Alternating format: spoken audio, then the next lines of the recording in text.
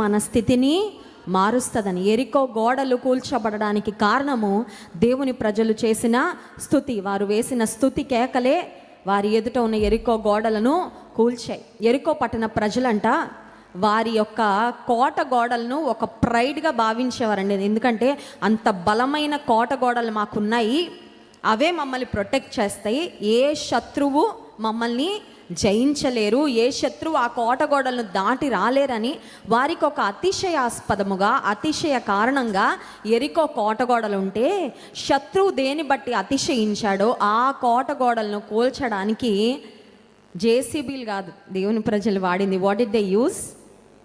ఇహపరమైన ఈ లోక సంబంధమైన ఆయుధాలను వారు ఉపయోగించలేదు, కానీ ఏ విధమైన మెషినరీ వారు వాడలేదు. But they used a spiritual weapon, ఆధ్యాత్మికమైన ఆత్మీయమైన ఒక ఆయుధాన్ని వాడారు. ఏంటి ఆయుధము?